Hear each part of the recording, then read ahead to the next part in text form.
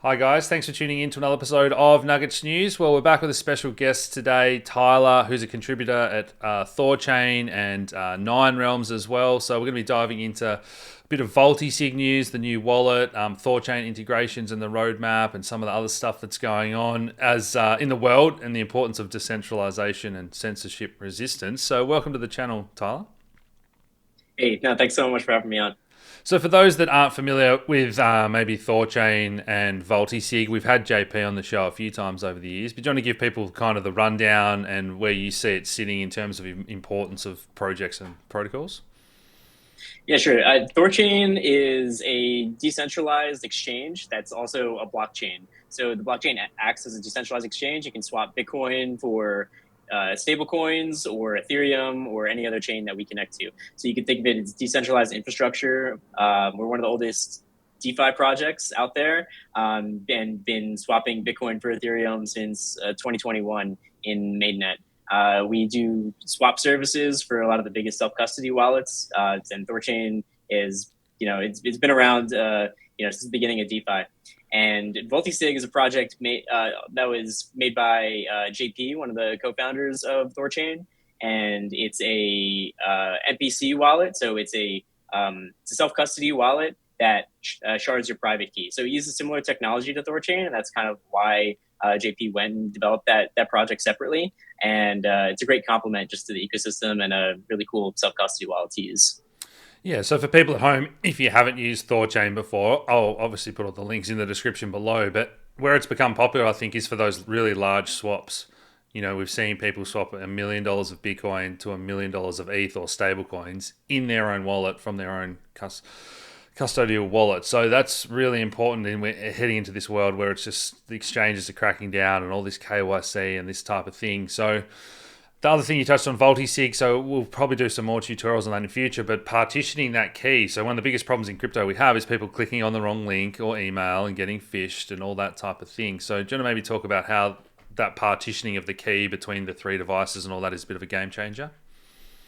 Yeah, so I mean, I guess this kind of goes back to Thorchain, where one of the core problems is how do you custody Bitcoin with multiple parties that can sign out that Bitcoin, but no one can steal it from one of the other parties, right? So this new technology came about in about 2019 called threshold signatures. And it's this new protocol that is kind of like a multi-sig where you need multiple people to come together and form that private key. So the private key doesn't actually exist anywhere, but you could have, let's say 100 participants in that multi-sig, and you need a majority of them. So you need 66% of them in order to sign out any of the funds. So you could have this big honeypot with, 1,000 Bitcoin in it, and not one, not 20, not 30, not 50 of them could try and sign out any of that Bitcoin if they tried. So that same technology is used in Vultisig. So, but just at a much smaller scale, just for your own self custody.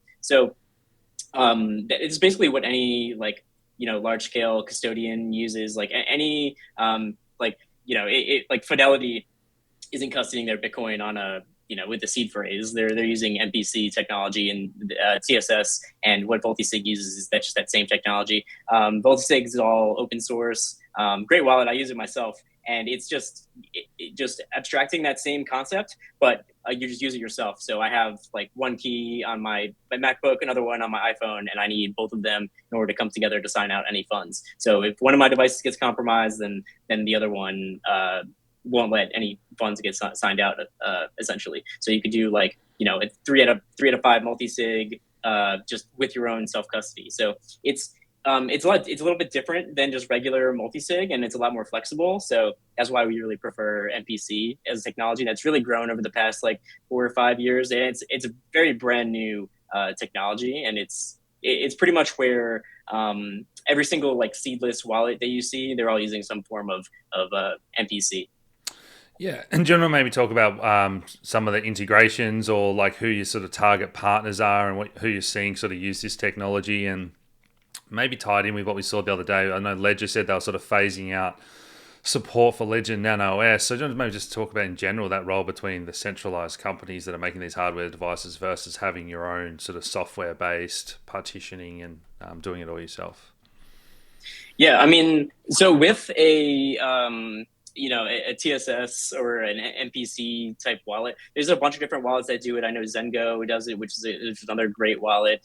And a lot of the custodians, they all do this because having a private key that exists, just by the fact that you have to generate, we've seen this before where like, someone's using an insecure library to generate your private key, and your private key gets compromised you know, just from the fact that you used the wrong software when you generated it, because you used like, not enough entropy to do it, so someone can like go back and figure out your private key essentially just from knowing that you were using a compromised wallet.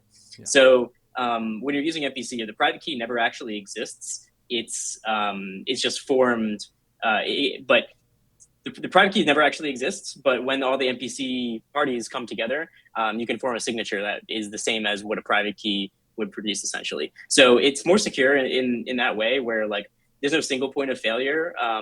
Where like obviously if you have a ledger or like any other kind of like seed phrase, if that seed phrase, it doesn't matter like if you have a hardware wallet or not. If your seed phrase is compromised, like the hardware wallet is completely irrelevant. Like everything's gone if someone gets your seed phrase. So that's really the big advantage of using some kind of MPC. And yeah, I mean there's probably a bunch of different ways that you could do it, and Vultisig is a great like TSS wallet that's just born out of the same technology that Thorchain uses to custody hundreds of millions of dollars, just at a much smaller scale that can be used by anybody, institutions, individuals, or like treasuries, or any kind of groups of people. Yeah, fantastic. So who are some of the partnerships you've got already, and maybe any sort of future integrations or partnerships that you're thinking on the roadmap, or that you'd like to secure, and sort of that future direction? Yeah, I mean, at Thorchain, we've been, so for the last couple of years, one of the things about Thorchain is that we don't have any kind of our own front ends. So we really just rely on partnerships and the community to develop interfaces to use the technology. So us, like the Nine Realms team and everyone that develops the Thorchain core stack, we very deliberately never created like a canonical interface, like, go to thorchain.com and swap here. We just create the backend that others can tap into. So there's a handful of like projects that are born from the ecosystem, like ThorSwap, ThorWallet, and AsgardX are probably the three biggest standout ones. Shapeshift, really early adopter. All of them use, Thorchain stack to power cross-chain swaps at scale. And then more recently, like over the past couple of years, we've been working with some of the biggest self-custody wallets in the world. So we work with Trust Wallet. If you go do a swap in Trust Wallet, Bitcoin to ETH, pretty likely you're using Thorchain on the back end. Trust Wallet just wraps our service and white labels it and gives it out to their users. About a year ago, we started working with Ledger Live. So if you go do a swap in Ledger Live, we're the only decentralized provider actually for cross-chain swaps. And like, that's been going great for the past, just about the past year.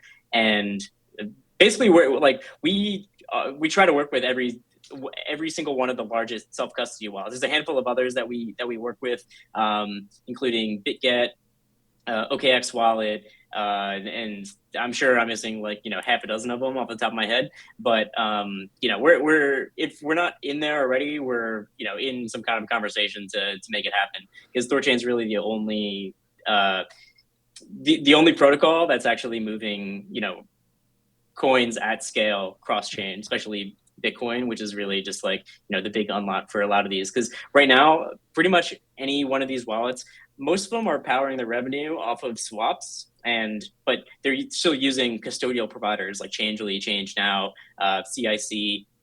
There's probably 4 dozen of these companies that all just wrap Binance, and somehow sometimes they'll just steal your funds without. If you go on Reddit, go on the Ledger Reddit, you'll see like how many people just get their funds stolen from all these custodial swap providers. So yeah, we're in a handful of the biggest ones, like Trust Wallet being like the biggest self-custody wallet in the world. And yeah, we've been doing swaps at scale in there for 2 or 3 years now. So, fantastic. Yeah, their users are really happy with it. So you've kind of laid the groundwork here for the next topic I want to talk about in terms of decentralized swaps and some of the recent controversy around, well, if funds are stolen or trying to be washed or whatever, if it's fully decentralized, then this was kind of the controversy about, you should freeze those funds, or they might be from a hacker and that type of thing. Should I share your thoughts on maybe what happens and yeah, just this scale that we're seeing where an exchange can freeze, but a truly decentralized app is censorship resistant. Yeah, sure. So I guess like this kind of goes into the architecture of the network and why Thorchain was built the way that it is. So it's a very decentralized network. Maybe not so as much as like Ethereum or something with thousands and thousands of nodes, but Thorchain has 120 nodes, and some of these are operated by the same operators. And but there's no way to actually know that. So you can see some of the addresses they're run by and try and correlate it, but there's still like many different actors that run Thorchain nodes, and let's say somewhere between 50 and 80 like individuals or groups, or like Nine Realms is a node operator on Thorchain, and there's many other like individuals who run nodes on behalf of clients, and just people that anonymously run it. And the culture of running a Thor node is very much like they're anonymous. They don't take delegations from it's not like a Cosmos chain where you can just delegate to a random node and let them churn in. So the security is just a little bit different on Thorchain, but just by the nature of the network being a very anonymously run network, and in such that they all stake a lot of funds in order to secure the network. So they have to stake a lot of Rune, much more than the value that they secure, which incentivizes them to not try and censor or steal from the network. Because if they try and disobey the rules of the network and the code, that's obviously like there's nothing like written into the code saying like this address can't swap or this other one can. Then they get slashed. They lose money. So the game theory of the network is such that you have to follow the rules of the network, and by doing that, you remain credibly neutral. So there's no actual way to censor swaps on the network.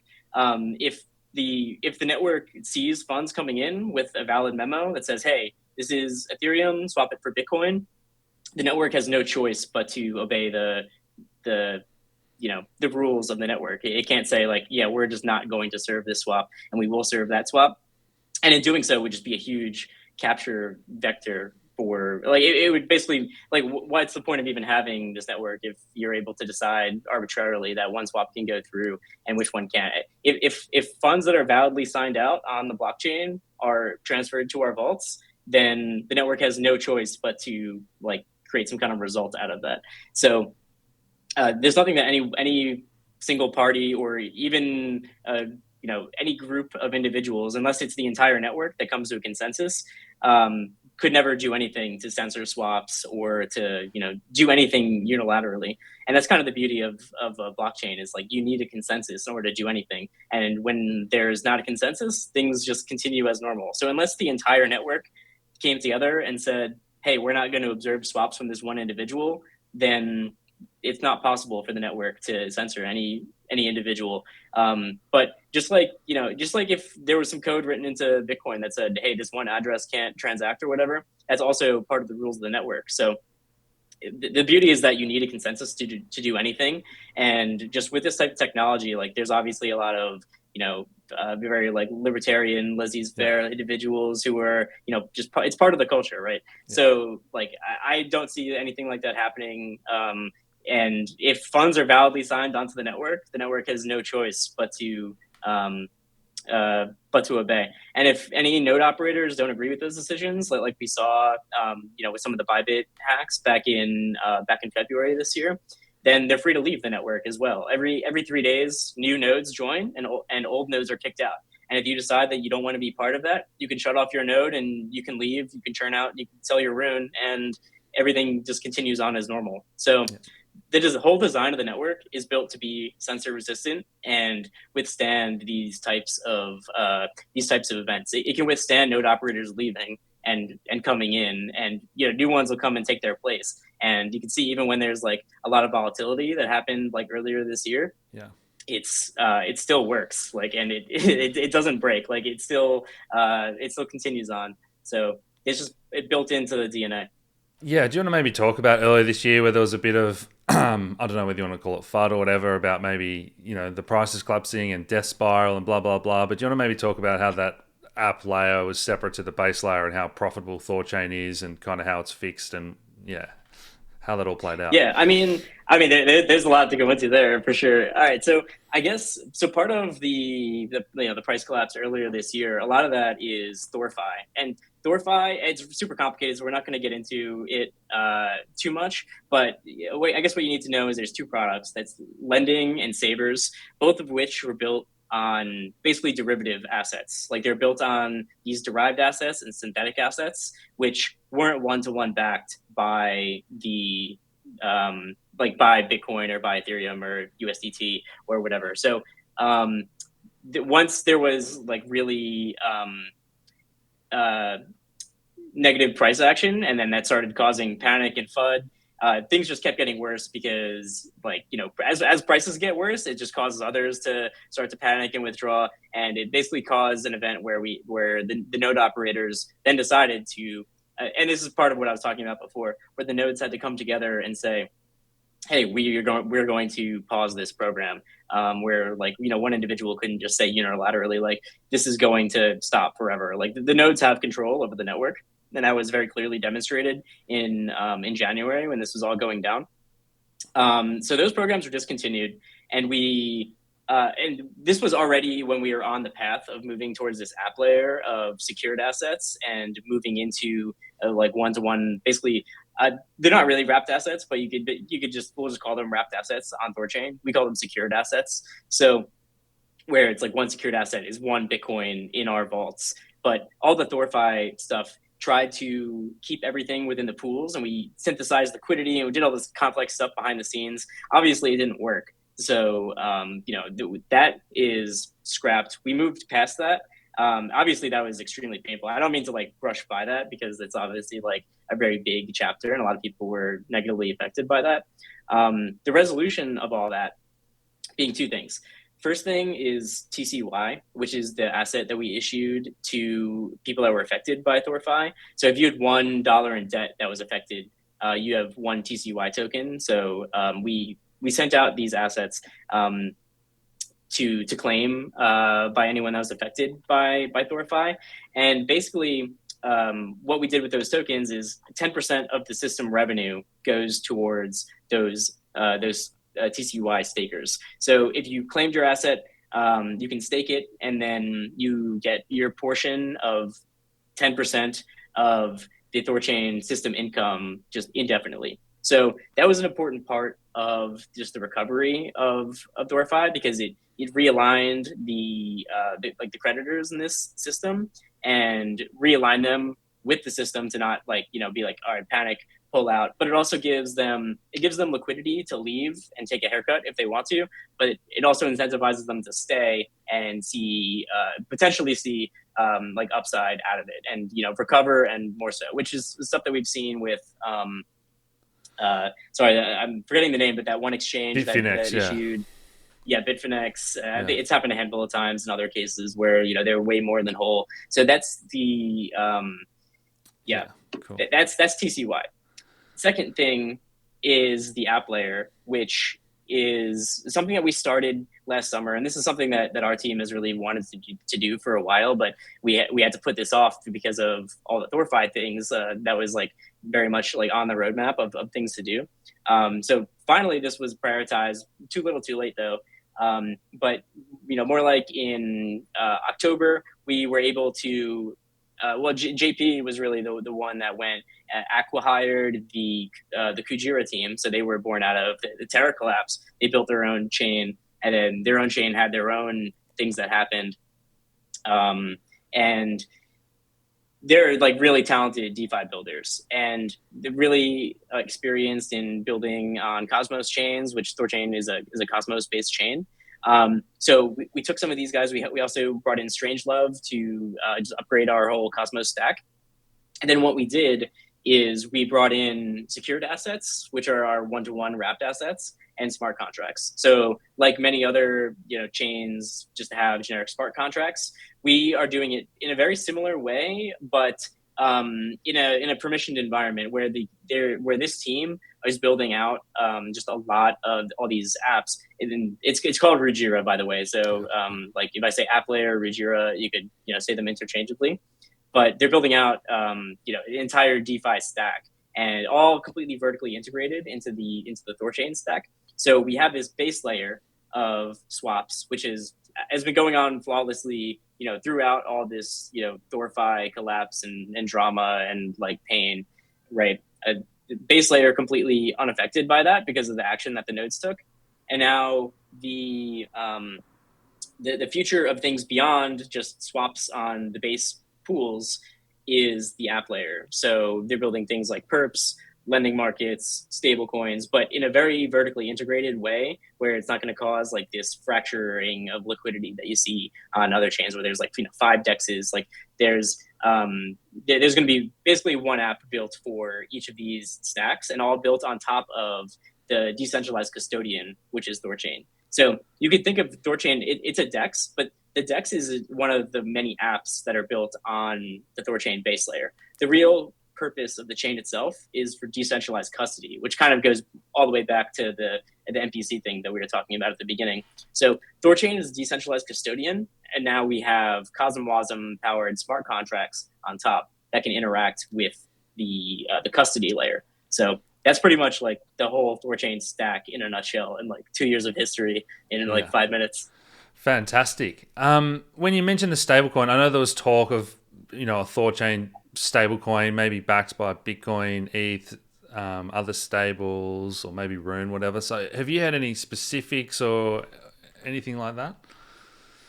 No, I don't know much specifics about this. I know people have talked about building a Bitcoin-backed stablecoin on Thorchain. I don't know what plans are for any kind of stablecoin. I don't think we necessarily need a stablecoin because we can just import whatever asset we want. Like we have very deep ETH USDC liquidity, USDT liquidity. I don't think we necessarily need one, but as a product, like I think like Thorchain has all the tools to build one. So if you're a builder that wants to come on and build like stablecoin, all the tools are here to do that. Like you can build a completely decentralized Bitcoin backed stablecoin like on Thorchain just using our smart contracts and using actual native BTC. But as for like design, I don't think there's anything that's committed yet. I and honestly, like the Rajira, the Rajira team, these guys are absolute chads.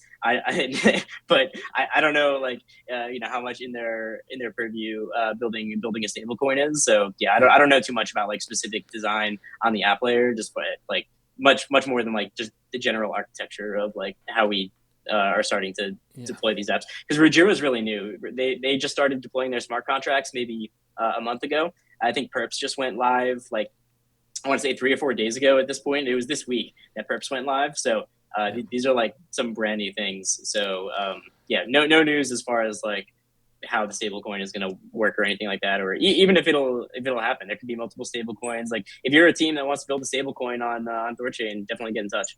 Yeah, nice. So just for people at home, you mentioned Bitcoin, ETH, the main stable coins, but what other chains are integrated for people to swap? Are there others that are next on the roadmap? And I'll let you answer that before a follow-up question, yeah. Yeah, all right. Let's see what we got. We have Avalanche, we have Base, we have Bitcoin Cash, Binance Smart Chain, obviously native Bitcoin, Doge, Ethereum Mainnet, Cosmos Hub, which is the Gaia chain, Litecoin, and Thorchain itself. And then lastly, we just added XRP about a month ago.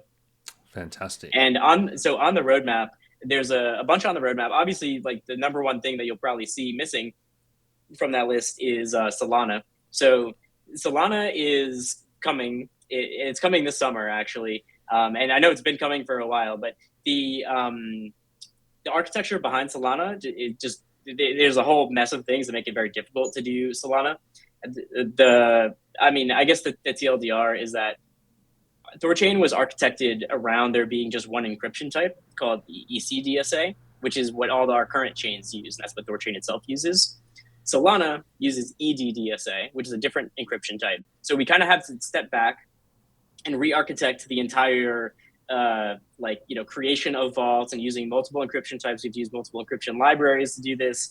It just ratcheted up complexity a lot, and it touches the most sensitive areas of the code, which is vault management. So that's just taken a while. And then obviously, like, there's always all these distractions with Thorfi. Like we've never been able to like really buckle down and just say like, all right, now's the time to do Solana. So now that all that's kind of passed and we're letting and Ruji is shipping, we're shipping EDDSA in an update in 2 weeks. So mid July, we'll have EDDSA. Once that's confirmed working, then the next big priority is obviously shipping Solana. So we'll see Solana before the end of the summer on Thorchain.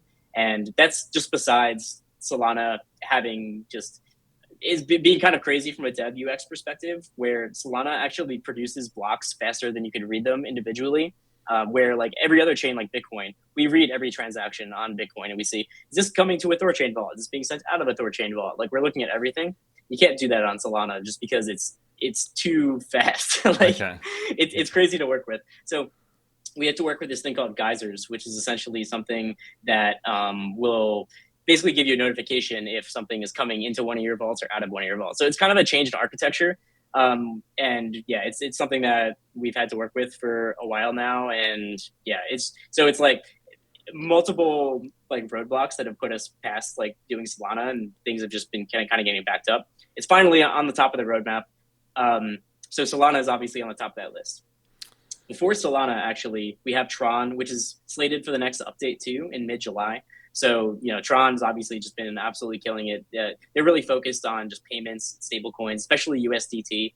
And one of our biggest swap routes is Bitcoin to USDT, just because that's obviously just like the biggest stable coin to, the most demanded asset in the world. So Tron USDT is going to be big, and Tron as a blockchain is just really blowing up in a really good way. So Tron is coming. And then after that, there's like a bunch of discussions where I think once you get past those two, there's just like, it's just as much work to add more and more chains, but there's just less and less reward for adding more and more chains. So there's a handful of them on the list, a handful of ones I can think of. Cardano, Sui, Ton, the Telegram network, Arbitrum, there's any number of chains that you can add, but I think as you add more and more chains, there's more and more complexity, more and more maintenance that has to be done, and less reward. But one of our goals is to add much more, is to really get back on the path of adding more chains and adding the most economically significant chains, because that's where the volume is and that's where the fees come from. So it's still the goal, but just keeping in mind that as you add more and more, you just increase complexity by orders of magnitude, but you're getting less and less reward as you go down. So the next couple are really important. Then as we get past that, then it becomes more of like a, hey, well, that's when we talk to our partners like Trust Wallet, like Ledger, and we say which chains make the most impact for you, because they really understand the pulse of like where users are and where they're moving from and to. And that's really why one of the reasons why we prioritize XRP. Ledger was like, we want better XRP rails. They just don't have, and even the centralized ones just aren't that good. So they wanted decentralized XRP rails. We delivered it for them. Interesting. I want to hear more about Tron, because I know it's kind of one of those ones that started off and a lot of people didn't like it, and Justin Sun rubbed people up the wrong way. I think most people know that it's pretty common to use Tron, to go between exchanges, and it's cheap and liquidity, blah, blah, blah. But sort of what makes you say that Tron's a bit of a beast and doing good things? Yeah, give us a bit more insight into that. Yeah, I mean, it's definitely their stablecoin rails. If you look at any chart with Tron, and I'm not talking about the price chart, I'm talking about just like their general adoption and stablecoin usage, especially like anywhere in third world countries. Like, so I was going to say, is it bigger? Tron, Tron is pretty massive and gaining really, really nice adoption. And part of that is because of some of their architecture, just around like free stablecoin transfers. So there's I'm not going to pretend to understand everything about Tron, because I really don't. But as like a general retail user, it's pretty likely that you won't have to pay gas fees just transferring stablecoins on Tron, which is like, that's exactly what you want from a stablecoin transferring service. Like, if you can transfer stablecoins for free, that's exactly what you need to get adopted in those kinds of communities. So you can see why they're getting that kind of adoption. Yeah. Their stablecoin custody chart is just straight up and to the right, and they do a ton of volume. They're one of the biggest, and also this comes from our feedback from our swap partners. Like, they see Tron is a significant percentage of their of some of their swap volumes, even higher than Solana, which very, very much surprised me just hearing that. So like Tron is doing volumes for sure. And volumes are where it's at. Like that's all we care about. Like we don't care anything about like there's no opinion on like, is Tron good or is it bad? Is it going to do swap volumes, and is it going to produce revenue for the chain and for LPs and for nodes? That's really it. Fantastic. So looking forward, with the Bitcoin dominance this cycle, and one of our sort of research focus for the past couple of years was Bitcoin DeFi and things like stacks that have had some good technical upgrades and getting faster. Botanix has just had their mainnet launch, which is EVM compatible yesterday at time of recording. So are you like personally kind of excited about Bitcoin DeFi and the new chapters for Bitcoin? Are you looking to integrate maybe some of the top Bitcoin layer 2s in future and that type of thing as well if this all kicks off? Yeah, I mean, so far they're in the Bitcoin DeFi space. I mean, all of these are just side chains with a Bitcoin bridge, right? And I mean, maybe you could consider Thorchain that in some way. Although, I like to think that, as the first one to really do Bitcoin DeFi, like, and that's what Thorchain is, like the first Bitcoin DeFi protocol. We do things in a different way. That's not just like, oh yeah, we're a side chain with an enshrined bridge. Although maybe that's how you consider it with more of the CosmWasm direction of things. I think there's interesting things, but I don't think there's enough volume in Bitcoin DeFi to really justify like a stacks. Like I think we've definitely talked about it, like a stacks integration. I think it'd be cool, but like what they don't need us really. They have their own bridge, and their validators run their own thing. Yeah. So I can see why like they've developed all these things, but I don't necessarily I don't necessarily agree with a lot of the architecture. There's definitely a lot of competition coming out. Like people have definitely taken notice that Thorchain has been just chugging along, killing it, doing Bitcoin swaps. There's a lot more competition these days with intense protocols that are coming out. A lot of them using a very similar architecture to Thorchain in terms of like threshold signatures and securing Bitcoin in that way. None of them have really gone down the economic security path that Thorchain has, although Thorchain is also kind of like really back on economic security and going more towards just letting the validators secure as much value as they want, where we limit the amount of liquidity we could actually custody on chain based on the amount of security budget that we have. So it's pretty interesting to see the space evolve, but nothing's really like jumped out at me as like this particular protocol is really doing it. And part of the reason is because when you're building like a smart contract platform like that, you're really just building infrastructure and then asking builders to build on it, where Thorchain has really gone application first, where it's like the chain is the application. Like the only application on the chain is swaps. And we just do that one thing really well, where like any other Bitcoin DeFi like chain is saying, hey, this is architecture, and then saying, come build on us. But then you're just competing against yourself, and like there's no real competitive advantage to doing that. And then there's probably like a half a dozen reasons why it just it makes it more difficult. But when you're as a chain, you're very unified and singular in purpose. It's a lot easier to find product market fit. Like if we had 5 different dexes on Thorchain, only one of them would be successful. The rest of them would just be a waste of space. Yeah. So you're securing all that Bitcoin for dexes that don't do anything, and you have all these teams. Like instead, just one team that focuses on their core competency, and that's really kind of where Ajira comes in, and kind of what I said before, just in terms of like vertically integrating the stack. You don't want all these apps that are competing against each other, because you're competing against yourself at the end of the day. Yeah. And you look at Ethereum, like how many lending protocols are really killing it on Ethereum? There's Aave, like it's kind of there isn't like this whole cycle's been about like concentrating money and investing back towards like blue chips and the top chains and the top swap, as you say, like Cool. It's not really surprising, because it's like when something's battle tested and has Lindy and has real liquidity, why would you go somewhere that is like, you're just risking your money going somewhere in a much more real way. You're risking your money like going somewhere with no liquidity that is competing against the big dog, So it's like it's something you see everywhere. The big dog keeps winning, and it keeps sucking everything in, and everything else is trying to compete against the emerging victor. But Yes. it's a losing battle trying to fight against Yeah. the Goliath. So concentrating your firepower on one thing is like a real advantage, and something that all of the generic smart contract chains haven't really figured out. Whereas like you're building infrastructure, but then for what purpose? Like Yeah. the apps are what people are going to use. They don't, user doesn't care if they're on chain A, B, or C. They just want to use the app. Like they don't really care what chain they're on. Fantastic, mate. Any final thoughts or topics we haven't touched on today that you think are important for people at home? I mean, I feel like there isn't really that much more. We kind of went to the whole thing. I mean, Thorchain's here. It's been around. It'll be here in 5, 10, 20 years. I have no doubt about it.